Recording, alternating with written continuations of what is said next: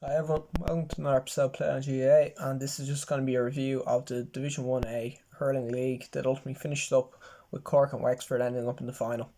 So first of all, just going to talk briefly about Cork against Wexford then at the weekend. Look, Wexford put a pretty strong team out, and essentially just had kind of Cork at arm's length throughout the entire game. Cork kind of went a bit more experimental with it, rested people like Darth Fitzgibbon, Mark Coleman, Patrick Horgan that have had huge league campaigns for them. So I don't think the results really surprise.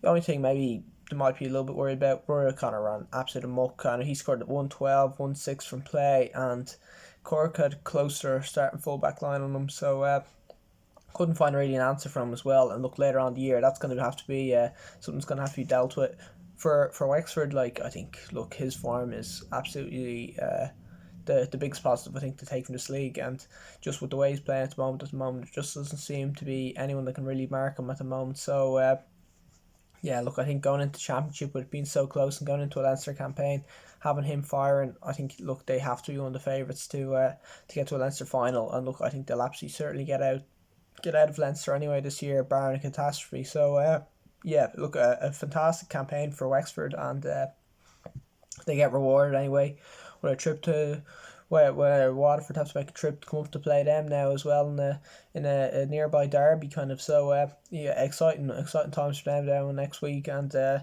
be absolutely delighted with how the league's gone. They've found new players as well at the weekend. Corey Byrne Dunbar got a game. Oisin Foley continues to get game time as well. Connor Devitt at cornerback. So really good league campaign. And look, at the weekend they definitely had enough for Cork, who look, they'll be happy with Conor Lahan's performance. He got more game time. Darrell Leary got another game fullback as well. So look, both teams, I don't think either team would be too upset about it. It was a bit of a dead rubber with no real kind of impact on the results. So I think, look, I think both would be happy enough with that.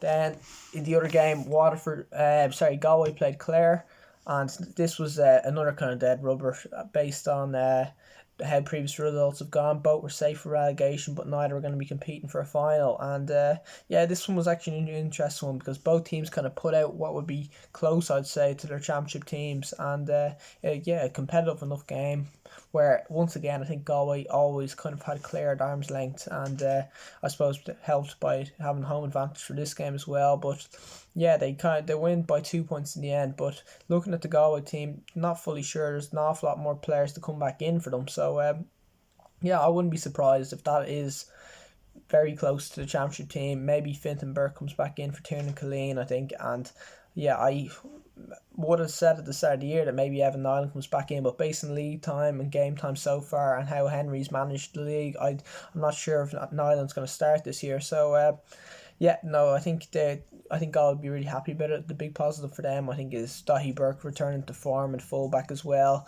Darren Morrissey as well completely shut down Tony Kelly, who, like, he did score 1-9, but only 1 point of that was from play, and he was probably his quietest game of the league so far. So Darren Morrissey showing like really positive signs there is a big boost for them.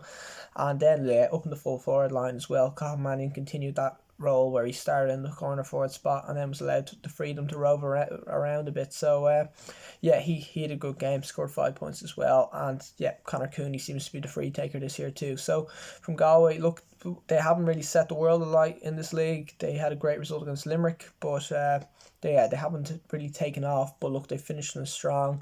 They've beaten a Clare team who had a pretty strong team out as well. And look, their tails will be up. They'll be going into Leinster, where they would still be the favourites, I'd say, to get out of that group. Because considering Leinster does seem to be that little bit behind from Munster right now. For Clare, look, I think they'll be happy enough as well, because they do have more players to come back in. They've Diarmuid Ryan to come back in, wing back. Peter Duggan only came on late on. It remains to be seen what the crack with him is going to be later on in the year, if he can hit the same heights. Aaron Shanaher, Shane O'Donnell, Ian Galvin, David Reedy all to come back too. So they'll have plenty of options, and I don't think Logan will be too worried about it, because in championship they're a different prospect when they get to play in Ennis. So I think happy days, I think, for both these teams, and they'll be happy enough as well.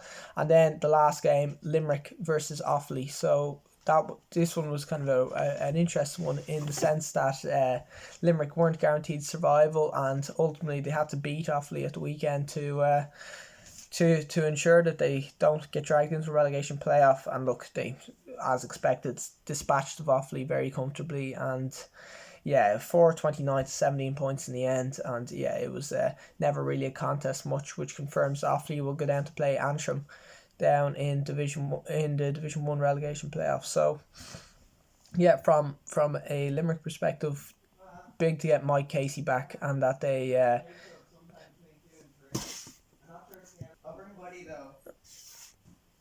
and that they yeah, and that having the kind of return of that defence that was starting throughout the entire the original kind of All Ireland run 2018, I suppose, that they've kind of got that team back as well.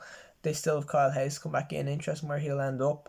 But yeah, no, I think they'll be happy enough with it as well, that they're starting to get the pieces back together and looking after a pretty terrible league campaign that they finished up with a win here as well. So yeah, I think it's kind of went as expected then at the weekend, all the results really, I'd say. And yeah, look, the fact that Wexford and Cork are getting in, we already knew it was going to happen in Division 1A at the weekend. But yeah, no, so and we get to see Offaly, the team to go down. Could have predicted at the start of the league. Yeah, we're a bit surprised probably by Wexford's form, I think, this year. I think most people would have considered Limerick as the favourites for it as well. But no, they'll be delighted with how the league's gone so far. And yeah, look, the last kind of day went to kind of schedule, I think, as well. So anyway, keep an eye out for the Division 1B review as well.